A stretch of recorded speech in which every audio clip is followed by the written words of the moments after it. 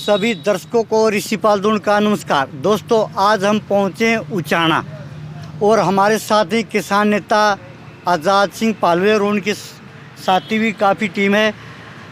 प्रधान जी नमस्कार। नमस्कार जी, आपको और आपके दर्शकों को नमस्कार। प्रधान जी, हमने भी पूछते आने शर्म आ रही है, अभी एक काफ़ी वायरल मुद्दा हो रहा है उचाना में प्रिंसिपल का, तो किस तरह का वो मुद्दा है, हमारे दर्शकों को विस्तार से आप खुद ही बताइए। देखो, बड़े दुख की बात है और ये बड़ी निंदनीय घटना है। इसकी जितनी निंदा की जाए उतनी कम है। अच्छा जी। मैं तो इसके बारे में बोलना भी नहीं चाहते, लेकिन आप जैसे भाई दर्शकों को बताने के लिए ज़रूर कुछ बात करेंगे। हाँ जी। कि जो यह घटना घटी है, हाँ जी, इससे घिनौनी हरकत, और वो भी एक स्कूल का जो मुख्य पद पर बैठा है, प्रिंसिपल है, हाँ जी, उसकी मुख्य जिम्मेवारी थी। लेकिन वो खुदे, मैं कहूँ, दूध की रुखाली बिल्ली बिठा दी। और बिठाई किसने? एक्सपर्सन तो यह बिठाई किसने? हाँ जी। बिठानिया भी एक यहाँ का, हमारे इलाके का बहुत बड़ा नेता है। अच्छा जी। अब वो तो रोंदा फिर है हो। हाँ जी। जब हाशिए पे चला जाता है, जब नको मेरी को सुनता है को नहीं। हाँ जी।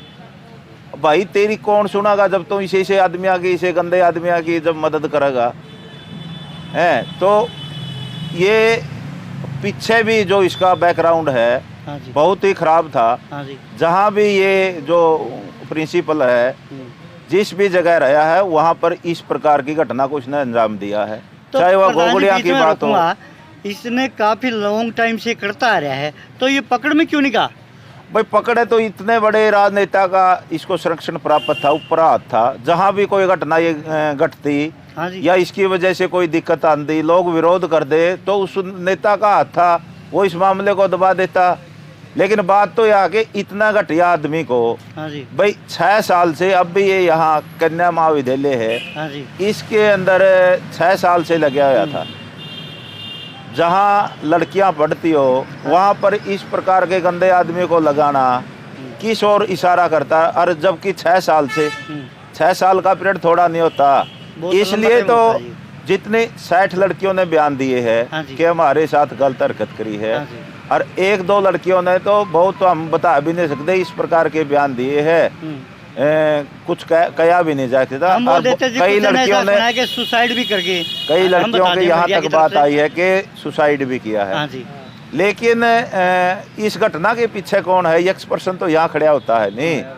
भाई चोर ने के मारे चोर की माँ को पकड़ना चाहिए। हाँ जी। आज पुलिस ने उसका नाम भी, उस नेता का नाम उजागर करना चाहिए। हाँ जी। बात करे कि मेरी बात सुनो, और मैंने को पब्लिक की सुन ले भाई, तो पब्लिक की भी नहीं सुनता, कम से कम इन बच्चियाँ की सुन ले, जिनके साथ इतना घिनौना कार्य हो रहा है, इनकी तो सुन ले। इस प्रकार के गंदे आदमियों को तो इस प्रकार के पद ना दे। इसको तो बल्कि जब यह घटना घटी, इसको संरक्षण देने के बजाय इसको डिसमिस करके ना घर बिठा देना चाहिए था, और यूँ लगा दिया इसी अहम जगह पर। प्रधान जी देखो, गुरु में और पिता में कोई फर्क नहीं होता। वही काम तो गुरु का होता है, वही पिता का होता है। और फिर उन बच्चों के साथ गंदी हरकत करना, तो इसके मैं ये कहूँगा कि राजनेताओं का भी हाथ है इसके पीछे, इसलिए बच रहा था यूँ। बिल्कुल। अब जो गिरफ्तारी की बात थी, 28 अक्टूबर को क्लियर हो लिया था, सारी बातों का खुलासा हो लिया था। वहाँ पर जो ब्लैक शीशे लगा रखे थे, भाई वो भी उखाड़ दिए थे, पुलिस पहुंच गई थी, सब कुछ। लेकिन 28 से न क्यों नहीं पकड़ा यूँ? हाँ जी। भाई 2 तारीख को, 4 तारीख को क्यों पकड़ा? और आज की कोने 31 अगस्त को और 12 अगस्त को, हाँ जी, लड़कियों ने पहले भी शिकायत करी है।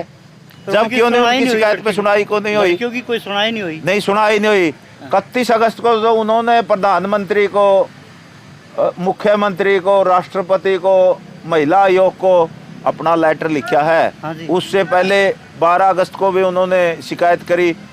6 साल से लग रहा था ये तो शोषण करने। हाँ, और सबको पता था। ये इशू भी बनाया लोगों ने, लोग थक के, क्योंकि एक बड़ा राजघराना है जो हमारा यहाँ का, हाँ जी, वो उसने संरक्षण कर रहा था, उसको सह दे रहा था, उसको यहाँ रख रहा था। लोग थक के बैठ गए थे शिकायत कर करके, भाई होने दो जो होना है। लेकिन प्रशासन सुनाई नहीं कर रहा था। अब जब ये मामला इतना हाईलाइट हो गया, हम तो धन्यवाद करते हैं समाचार पत्रों का हाँ जी। कि जिन्होंने इतना हाईलाइट करा, लेकिन अब भी हमें शंका है कि पुलिस प्रशासन उस नेता के दबाव में लिपा पोती करके न इसका बचाव में लगा हुआ है। क्यों नहीं उस नेता का नाम उजागर करना चाहिए। नहीं तो हमने कल हमारी मीटिंग भी हुई थी, हमने निर्णय लिया था भाई इसको अगर वो उस नेता का संरक्षण रहा और पुलिस ने कोई ढील बरती तो 10 तारीख को फिर महापंचायत बुलाएंगे यहाँ पर धरने पर, और उसमें जितने भी ये जो डके डकाए डोल है नहीं, जितने भी खुलासे उनको ओपन करने का काम करे और उस राजनेता को भी नंगा करने का काम करेंगे। प्रधान जी, एक प्रिंसिपल इतनी गंदी हरकत करता है, क्या और भी स्टाफ होता है, महिलाओं का भी होता है, पुरुषों का भी होता है, वो क्यों नहीं ऑब्जेक्शन करते बच्चों से पहले? भाई इतना बड़ा नेता का संरक्षण प्राप्त था। हाँ जी।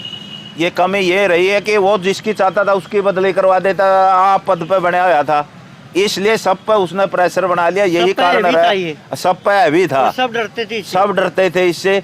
लड़कियों को भी डराया जाता था कि आपको स्कूल से निकाल दिया जाएगा, आपको फाइल कर दिया जाएगा, आपके परिवार को बुलाकर ना आपको बदनाम कर दिया जाएगा। बदनामी का डर था। ये धमकी एक बार नहीं मिली, लेकिन आज हमारा समाज भी सोया पड़ा है, जागदा को नहीं। आज कोई क्या बोल रहा है, उस नेता का सबने पता है कौन है वो नेता, लेकिन नाम कोई नहीं ले रहा। इसलिए हमने ये पंचायत रखी है 10 तारीख की, 10 नवंबर को यहाँ पर महापंचायत रखेंगे। अगर पुलिस प्रशासन ने कोई ढील बरती, क्योंकि वो रिमांड पे चल रहा है, पुलिस प्रशासन को सीधी चेतावनी है, इसकी लड़ाई हम सड़क पे आके लड़ेंगे। अगर ढील बरती तो अगर हमें दूध का दूध, पानी का पानी न्याय दे देता, हमारी बेटियों को न्याय मिल जाता है, तो हमें जरूरत नहीं है। हमारे मान सम्मान को भी ठेस पहुंचती है। हम इस मुद्दे को भड़काना नहीं चाहते, इसको घनिया हवा नहीं देना चाहते, हम दबाना चाहते हैं, क्योंकि हमारी बेटियों का मान सम्मान है। लेकिन आज भी वो राजनेता इसको बचाने पर लगा हुआ है, क्योंकि 28 अक्टूबर से लेकर 4 नवंबर तक उसका घर हाँ बैठा था। पुलिस ने क्या उस राजनेता पे 216 नहीं लगानी चाहिए? 216 के तहत किसी अपराधी को संरक्षण देना, तो उस पर 216 नहीं बनती कि उसको 216 के तहत उसको भी गिरफ्तार करना चाहिए। क्यों ऐसे गंदे आदमी को हवा देता है?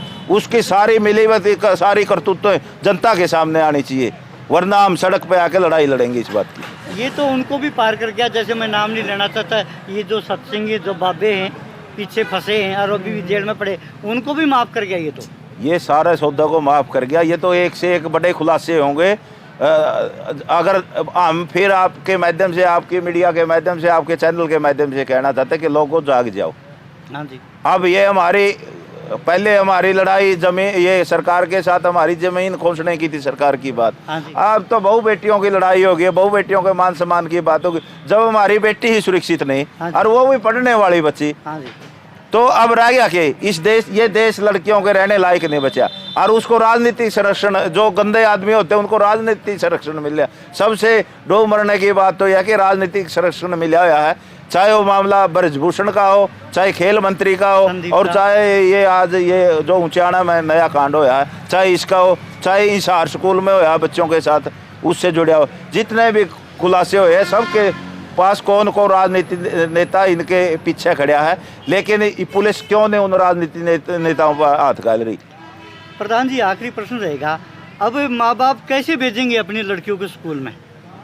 भाई ये तो चुगरदा हमार वो कहेगा नहीं, चाहे चाकू खरबूजा पे पढ़ लो और चाहे खरबूजा चाकू पे पढ़ लो, हेर फेर करने बात तो बच्चियों पे आ जाती है। चाहे वो खेल की बात थी, खेल में लड़कियां मेडल लाने लगी तो खेल में दरिंदे पैदा हो गए।